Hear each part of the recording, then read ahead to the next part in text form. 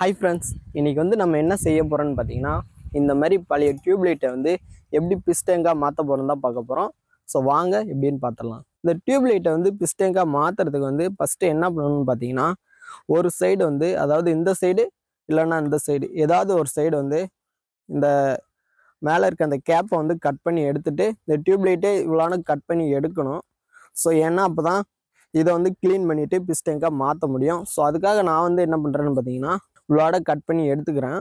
நான் வந்து எந்த மெத்தடில் கட் பண்ணுறேன்னு பார்த்தீங்கன்னா, எல்லாருமே இதை ஓப்பன் பண்ணிவிட்டு இதை வந்து எடுத்துகிட்டு இதை ஓப்பன் பண்ணிவிட்டு இதில் ஒரு ஹோல்ஸ் போட்டு இதை வந்து ஓப்பன் பண்ணுவாங்க. பட் நம்ம வந்து இப்படி ஓப்பன் பண்ண போகிறதில்ல. ஏன்னு பார்த்தீங்கன்னா, எனக்கு வந்து கொஞ்சம் பயம். அப்படி ஓப்பன் பண்ணும்போது ஏதாச்சும் கண்ணில் பட்டுருமோன்னு பயம்.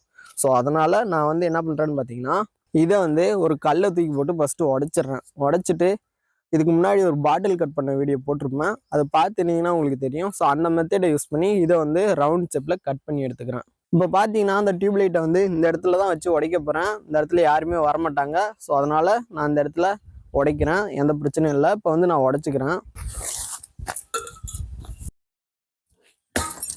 வச்சுடா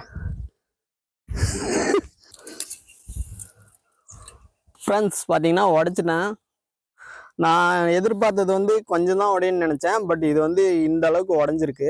ஸோ ஒன்றும் பிரச்சனை இல்லை. இருக்கிற டியூப்லைட்டை வச்சு நம்ம வந்து இப்போ பிஸ்டேங் பண்ணிக்கலாம். ஸோ முன்னாடியே சொன்ன மாதிரி இதெல்லாம் பார்த்தீங்கன்னா இந்த மாதிரி இருக்குது. ஸோ அதனால் வந்து கிளாஸ் எப்படி கட் பண்ணுறோமோ அந்த மாதிரி இதோட கட் பண்ணி எடுத்துக்கிறேன். இப்போ வந்து பார்த்தீங்கன்னா கட் பண்ணுறதுக்காக இந்த இடத்துல நூலை வந்து சுற்றிக்கிறேன். எந்த இடத்துல கட் பண்ணணுமோ அதுக்கு நேராக நூலை வந்து நல்லா சுற்றிக்கிறேன். இப்போ பார்த்தீங்கன்னா கட் பண்ணுறதுக்கு நேராக நல்லா நூலை சுற்றிட்டேன். இப்போ வந்து இதை வந்து எரிய வைக்கணும். ஸோ அதுக்காக இதில் பெட்ரோலோ டீசலோ அப்ளை பண்ணிக்கணும். நான் வந்து டீசல் அப்ளை பண்ணிக்கிறேன். இது வந்து டீசலு.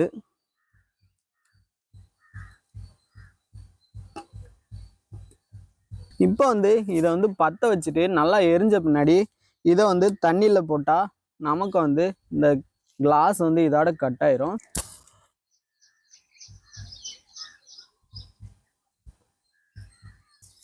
இப்போ பார்த்தீங்கன்னா நல்லா எரிஞ்சிட்டு இருக்கு. நல்லா எரியட்டும், ஹீட் ஆகட்டும். இதுக்கும் பயமாக இருக்குது. தூரமாகவே பிடிச்சிக்குவோம்.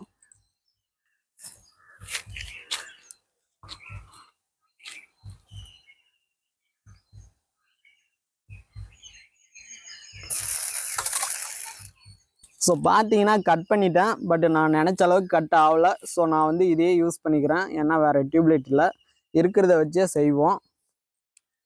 இப்போ வந்து என்ன பண்ணுறேன்னு பார்த்தீங்கன்னா, இதுக்குள்ளே சின்ன சின்ன மணலை போட்டு நல்லா குலுக்கி எடுத்துக்கிறேன். இல்லைனா ஒரு துணியை போட்டு இந்த ஒயிட்டெல்லாம் க்ளீன் பண்ணி எடுத்துக்கலாம். இப்போ வந்து பார்த்தீங்கன்னா மணலை வந்து உள்ளே போட்டுக்கிறேன். உள்ளே போட்டு நல்லா குலுக்கி எடுத்துக்கலாம்.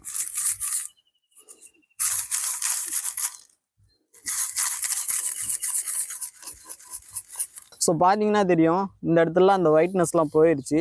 நல்லா பியூராக டிரான்ஸ்பரண்ட்டாக இருக்குது. அதே மாதிரி இது ஃபுல்லாகவே இது மாதிரி பண்ணி எடுத்துக்கலாம். இப்போ பார்த்தீங்கன்னா மணலை போட்டு நல்லா கிளியர் பண்ணி எடுத்துட்டோம். ஸோ கொஞ்சம் தண்ணியை போட்டு கழுவிட்டேன். இன்னும் கொஞ்சம் அப்படியே இருக்குது. ஸோ அதை கழுவிக்கிறேன்.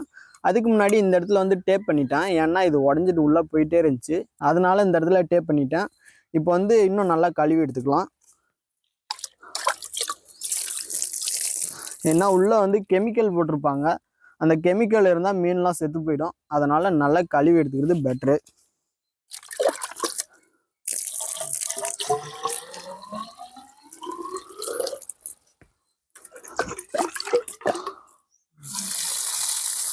இப்போ வந்து பார்த்தீங்கன்னா இந்த டியூப்லைட்டை வந்து நல்லா கழுவி எடுத்துட்டேன். பார்த்தீங்கன்னா உங்களுக்கு தெரியும் எவ்வளோ தெளிவாக தெரியுதுன்னு பாருங்கள்.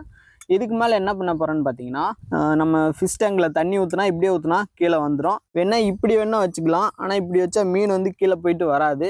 இப்படி இருந்தால் தான் நமக்கு மீன் இப்படி போயிட்டு வரதுக்கு கரெக்டாக இருக்கும். அதனால் நான் என்ன பண்ணுறேன்னு பார்த்தீங்கன்னா, இந்த மாதிரி ஒரு பெண்டு பிவிசி வந்து வாங்கி வச்சுருக்கேன். இது வந்து 1.5 இன்ச்சு.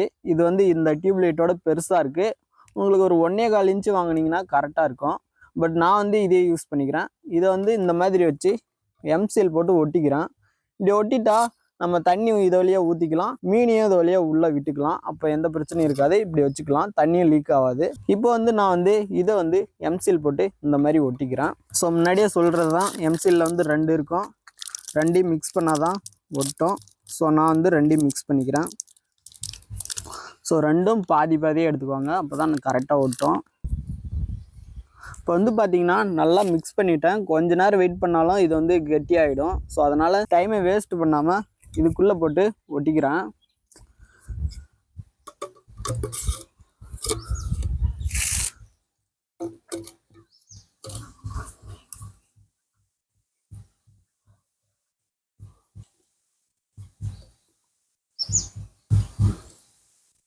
ஃப்ரெண்ட்ஸ் இப்போ பார்த்தீங்கன்னா எம்சியில் போட்டு நல்லா ஒட்டிட்டான். சும்மா டைட்டாக இருக்குது. தண்ணி ஊற்றி ஒரு டைம் வந்து செக் பண்ணிட்டான் இந்த இடத்துல லீக் ஆகுதான்னு. அதுவுமே எதுவுமே ஆகலை. இப்போ வந்து இதில் வந்து மீனை விட்டு டெஸ்ட் பண்ணி பார்ப்போம், இதில் மீன் நல்லா போயிட்டு வருதா இல்லையான்னு சொல்லிட்டு. அதுக்கு முன்னாடி இது வந்து ஒரு ஸ்டாண்டில் வந்து ஃபிக்ஸ் பண்ணணும். ஸோ அதுக்காக நான் வந்து என்ன பண்ணுறேன்னு பார்த்தீங்கன்னா 2 குச்சியை வந்து இந்த மாதிரி நட்டு வச்சுருக்கேன். இப்போ வந்து இந்த பிஸ் டேங்கை வந்து இதில் வந்து ஃபிக்ஸ் பண்ணிக்கிறேன். பார்த்தீங்கன்னா கரெக்டாக உட்காந்துருச்சு. இப்போ வந்து இதில் தண்ணியை ஃபில் பண்ணி மீனை விட்டு செக் பண்ணி பார்ப்போம்.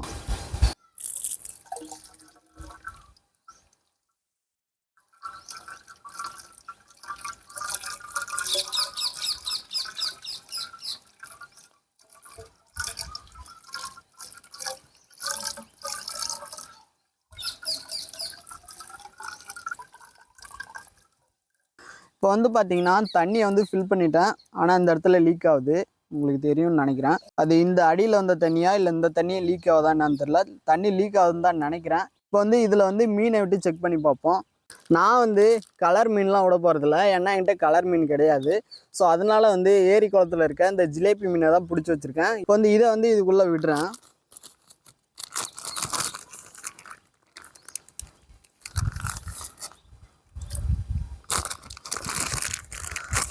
ஸோ பார்த்தீங்கன்னா உள்ளே விட்டுட்டேன். இந்த சைடு வருது, ஆனால் ரிட்டன் போக முடியலன்னு நினைக்கிறேன். ரிவர்ஸ்லேயே போகுது. இப்போ இன்னொரு மீனை விட்றேன் பாருங்கள்.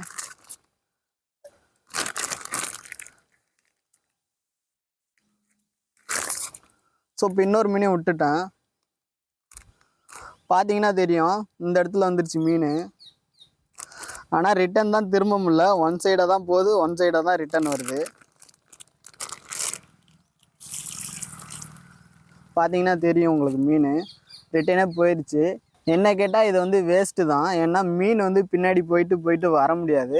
இருந்தாலும் இந்த மாதிரி நிறைய பேர் ஃபிஷ் டேங்க் பண்ண முடியும்னு போடுறாங்க. ஸோ அதுக்காக தான் நான் வந்து இந்த வீடியோ போட்டிருக்கேன். ஆனால் இதில் சின்ன சின்ன மீனை விட்டால் வேணா போயிட்டு வரும்.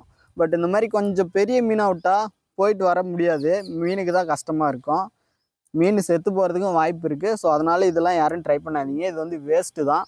இது வந்து ஒரு அவேர்னஸ் வீடியோ தான் நான் போட்டிருக்கேன். ஸோ இந்த வீடியோ உங்களுக்கு பிடிச்சிருந்தா மறக்காமல் நம்ம சேனலை லைக், ஷேர் அண்ட் சப்ஸ்கிரைப் பண்ணுங்கள். முக்கியமாக அந்த வீடியோ எப்படி இருக்குன்னு கமெண்ட் பாக்ஸில் வந்து கமெண்ட் பண்ணுங்கள்.